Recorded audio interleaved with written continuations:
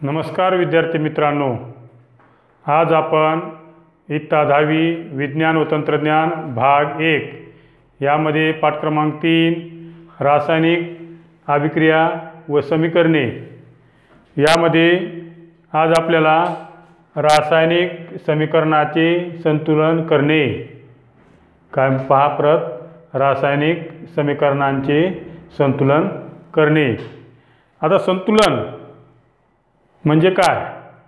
रासायनिक समीकरणाचे संतुलन म्हणजे काय की अभिक्रियाकारक आणि उत्पादित, अभिक्रियाकारक डाव्या बाजूला आणि उजव्या बाजूला काय उत्पादित। जर दोन्ही बाजूला जर रासायनिक समीकरणातील अणूंची संख्या दोन्हीकडे समान असेल, डाव्या बाजू आणि उजव्या बाजूला अभिक्रियाकारकात आणि उत्पादितात समान असेल तर ते रासायनिक समीकरण कसं आहे? संतुलित समीकरण आहे। या ऐवजी जर अभिक्रियाकारकात किंवा उत्पादितात जर अणूची संख्या कमी जास्त असतील तर अशा वेळेस समीकरण कसं आहे? असंतुलित रासायनिक समीकरण आहे। कशामुळं? कारण अणूची संख्या कमी जास्त असू शकते। दोन्ही बाजूची तुलना केली, डावी बाजू उजवी बाजू म्हणजे अभिक्रियाकारक आणि उत्पादित या दोघांची तुलना केली तर त्या अणूमध्ये भिन्नता आढळून येते, म्हणून कमी जास्तपणा दिसून येतो। म्हणून अशा समीकरणाला काय म्हणतात? असंतुलित समीकरण।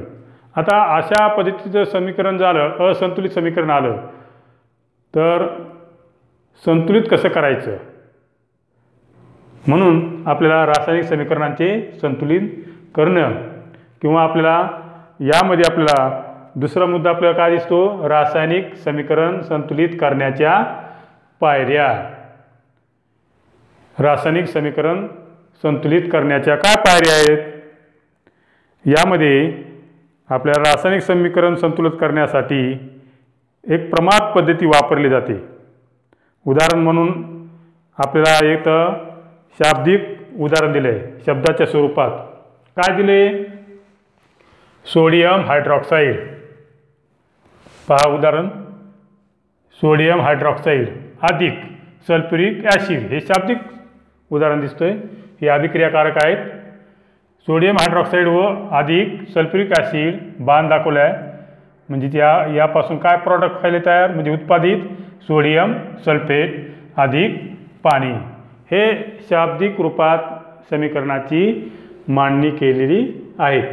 आता या रासायनिक समीकरण संतुलित करण्याच्या काय काय पायऱ्या नेमक्या तर पाहू। पायरी क्रमांक 1, दिलेले समीकरण रासायनिक सूत्रे वापरून पुन्हा लिहा। दिलेले म्हणजे कोणतं? दिलेले समीकरण कोणतं आहे? तर इथं शब्दाच्या स्वरूपात दिलेलं आहे। ते कशा स्वरूपात लिहायचे? आपल्याला रासायनिक सूत्राच्या मदतीने लिहायचे। मग पाहू आपण, सोडियम हायड्रॉक्साईडचं रासायनिक सूत्र काय? NaOH। आपण इथं मांडणी केलेली आहे, NaOH। सल्फ्युरिक ॲसिडचे रासायनिक सूत्र H2SO4। बेरजे चिन्ह जसं तसं आपण खाली घेतलं। या दोघांच्या अभिक्रियेतून काय तयार व्हायले? सोडियम सल्फेट म्हणजे Na2SO4 अधिक H2O म्हणजेच पाणी। वरच्या स्वरूपातलं आपण रासायनिक सूत्राच्या स्वरूपात याची मांडणी केलेली आहे आणि अभिक्रियाकारक आणि उत्पादित या दोघांमध्ये बाण दाखवला आहे उत्पादितच्या दिशेने। त्यानंतर पायरी क्रमांक 2, वरील समीकरण संतुलित आहे की नाही हे तपासण्यासाठी समीकरणाच्या दोन बाजूंच्या विविध मूलद्रव्यांच्या अणुसंख्येची तुलना करा। तुलना करायची आपल्याला। काय तुलना?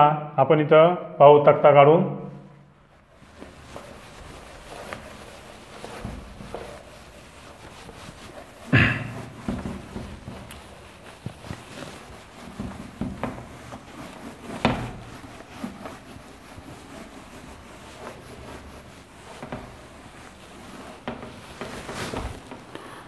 तुलना करून पाहू आपण.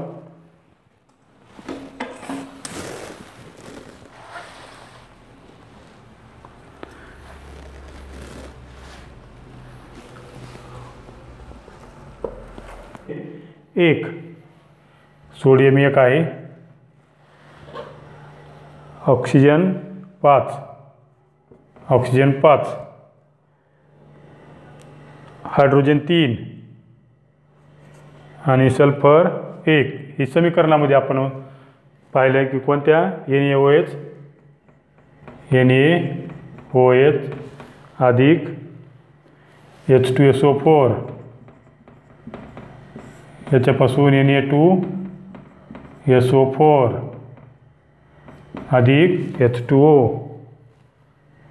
अधिक काय H2O. याच्यामध्ये हे पहा Na किती आहे इथं 1 अभिक्रियाकारकात, ऑक्सिजन किती आहेत 5, इथे पहा 1 आणि 4 5, हायड्रोजन इथं पहा 1 आणि इथले 2 3, सल्फर 1च आहे इथं पहा. ही झालं अभिक्रियाकारकात अणुसंख्या. उत्पादितामध्ये सोडियम किती आहेत 2, सोडियम किती आहेत 2, पुन्हा ऑक्सिजन किती आहेत, ऑक्सिजन पहा इथं 4 आणि इथं 1 5, ऑक्सिजन 5, पुन्हा नंतर हायड्रोजन पहा 2 आहेत, हायड्रोजन 2 आणि सल्फर पहा इथे 1 आहे 1, सल्फर 1.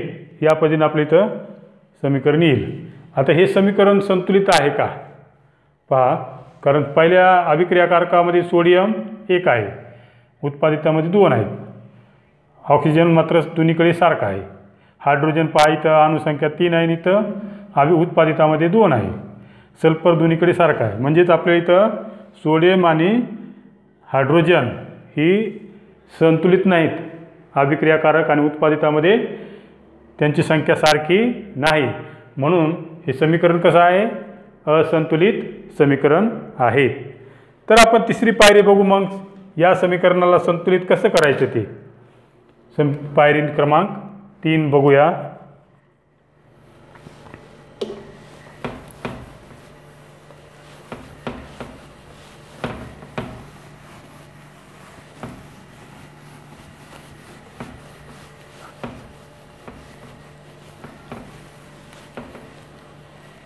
आता यामध्ये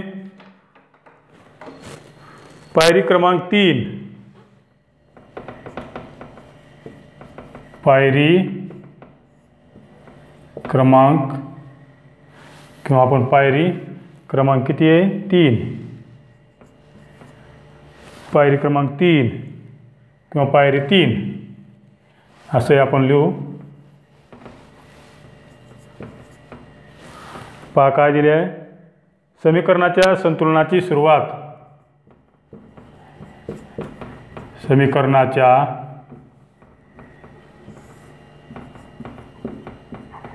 संतुलनाची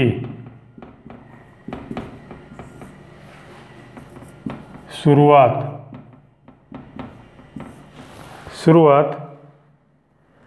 ज्या संयुगात जास्तीत जास्त अणू आहेत, ज्या संयुगात जास्तीत जास्त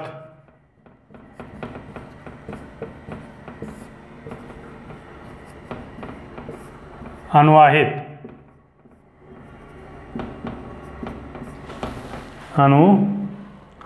त्या संयुगापासून करणे, त्या संयुगापासून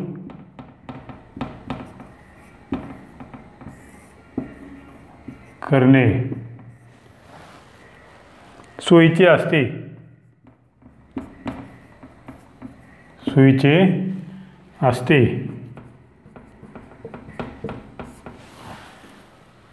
तसेच ह्या संयुगातील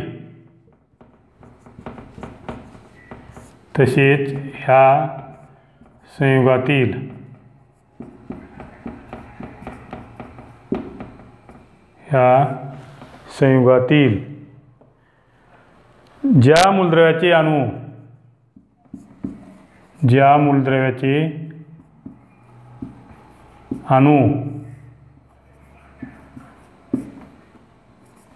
ज्या मूलद्रव्याचे अणू दोन बाजूंना समान असतील,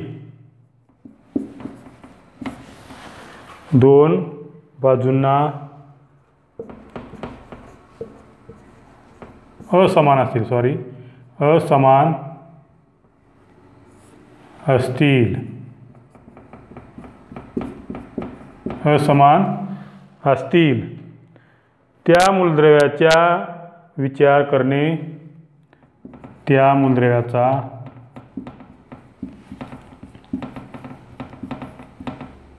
विचार करणे,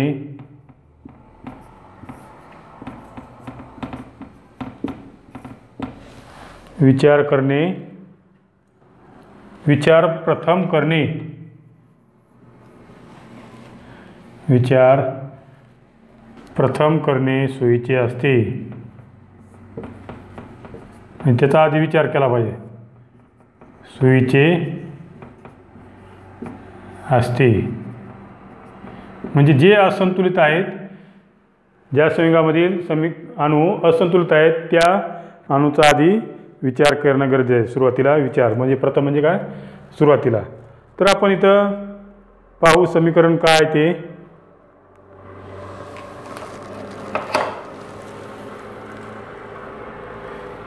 किंवा आपण संतुलित करताना काय ते तिसऱ्या पायरीमध्ये.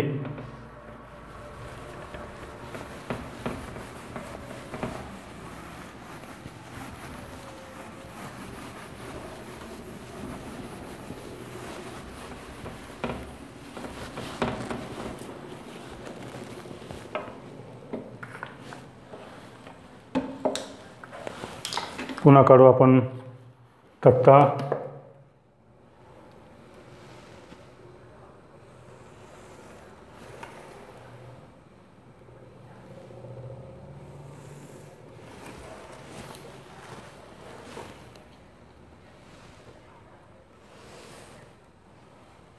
संतुलन करताना तक्ता.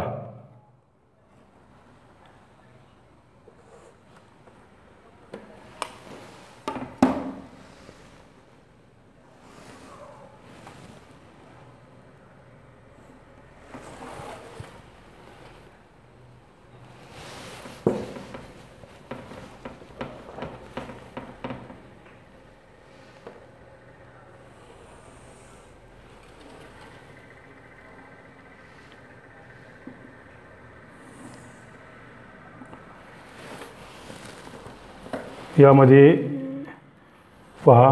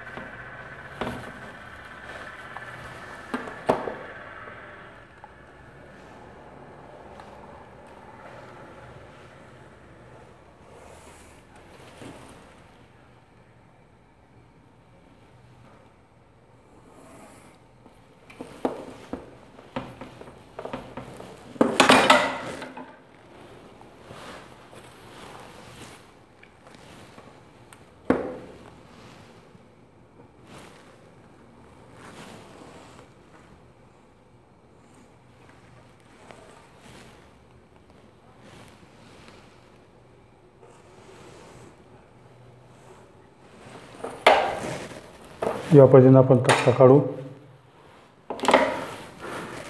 यामध्ये सोडियमची अणुसंख्या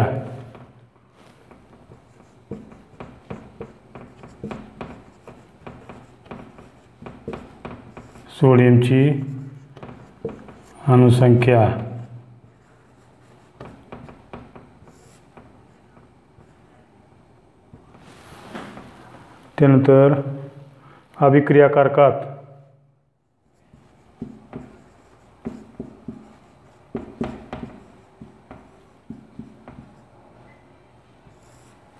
अभिक्रिया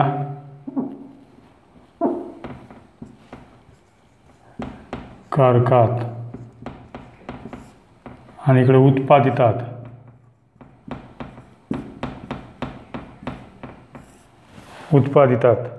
म्हणजे जिथं अभिक्रियाकारकात NaOH मध्ये आणि तो उत्पादित काय Na2SO4 मध्ये Na2SO4 मध्ये हे आपल्या इथं पाहायचं आहे. ते समीकरण काय दिले आपल्याला NaOH. आता इथं सुरुवातीला NaOH अधिक H2SO4 त्यापासून Na2SO4 अधिक H2O सुरुवातीला आणि संतुलन करताना.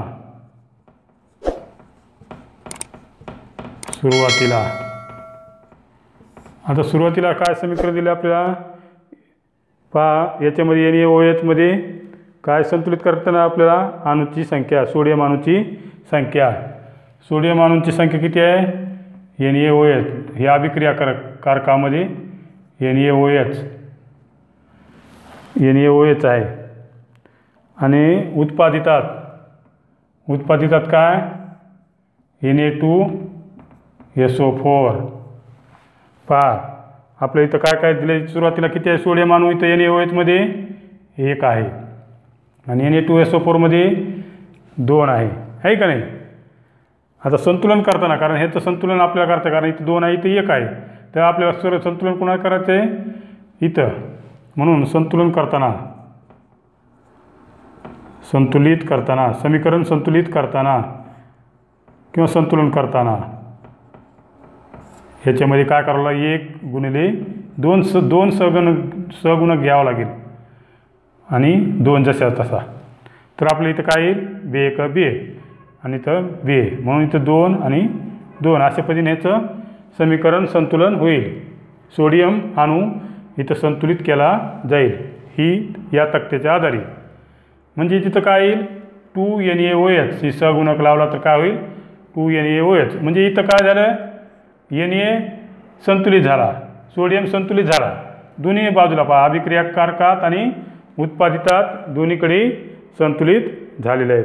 म्हणून आपल्याला ही स्टेप येईल. पुढची स्टेप काय येईल पहा.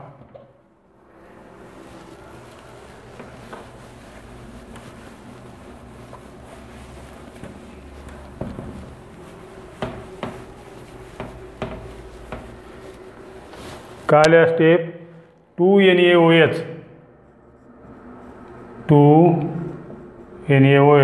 अधिक H2SO4 बाण जसा तसा काय आपल्याला उत्पादित आले Na2SO4 अधिक H2O म्हणजेच पाणी. काय आले पाणी. आपण इथं Na सोडियम संतुलित केला या स्टेपमध्ये. आता एवढं करून बी आपल्याला फक्त सोडियम संतुलित झाला पण बाकीचे संतुलित झाले का बघू आपण. हायड्रोजन किती आहे तिथं अभिक्रियाकारकात 3 आहेत इकडे किती आहेत 2 आहेत. म्हणजे इथं हायड्रोजन किती आहे 3 इथं 2 आहेत उत्पादितात. नंतर आपण बघू सल्फर तर इथे 1 आहे इथे 1 आहे म्हणजे सल्फर संतुलित आहे. सोडियम आणि सल्फर संतुलित आहे.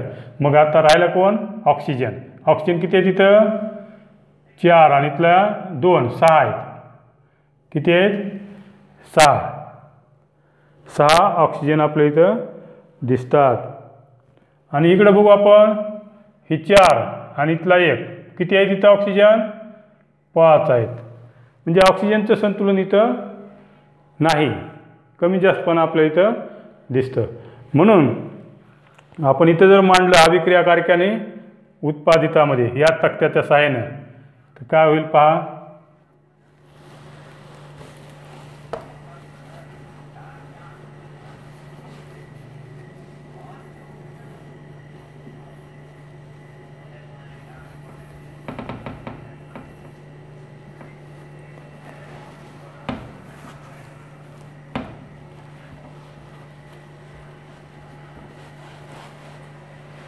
म्हणजेच आपल्याला काय येईल मूलद्रव्ये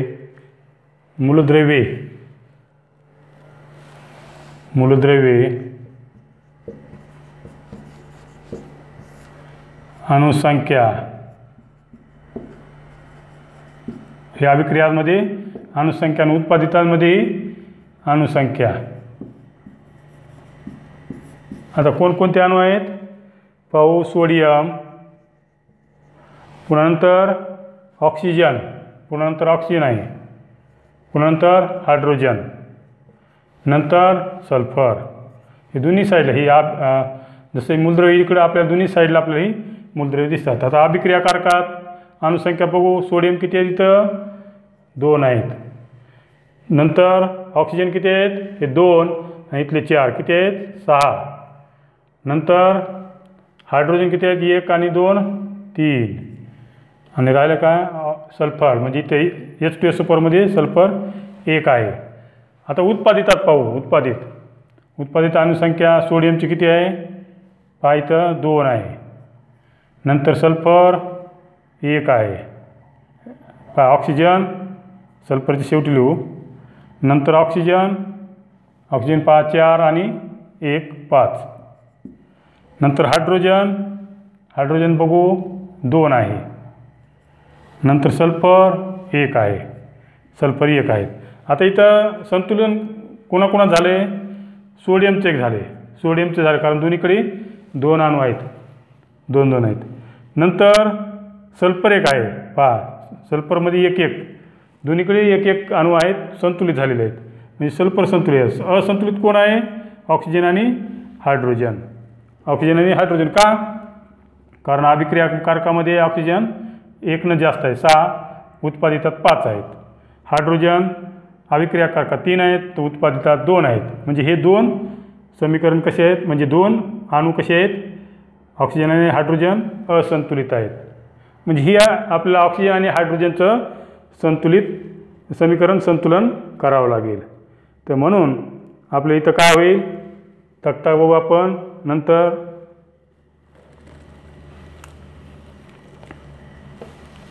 पाहू आपण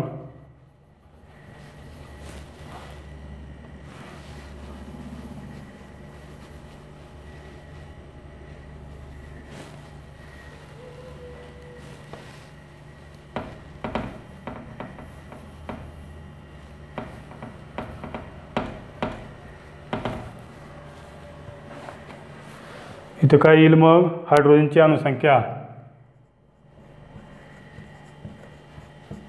हायड्रोजनची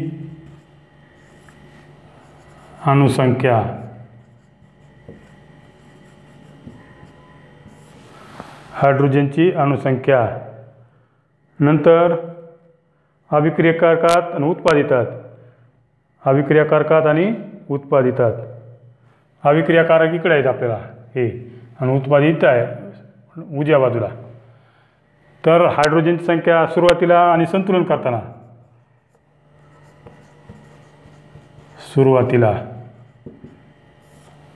नंतर आपण बघू संतुलन. अभिक्रियाकारकात हायड्रोजन संख्या किती आहेत इथं 2 आहेत पहा 2 आणि 2 4 आहे.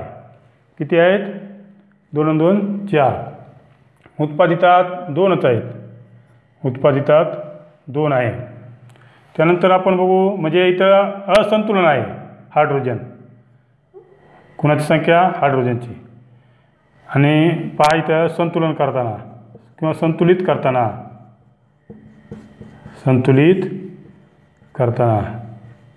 कुणाला संतुलित करायचं आहे हायड्रोजनला. तर ही अभिक्रियात 4 जसं तसं ठेवायचे. आता 2ला 2 सहगुणक गुणायचा 2 सहगुणक मांडायचा किंवा गुणायचा. तर काय येईल तर मग हे 4 आणि इकडे 2 × 2 4 होतील. म्हणजे हायड्रोजनची संख्या काय होईल समान होईल. कशी होईल समान होईल. तर मग समीकरण काय येईल पाहू आपण समीकरण.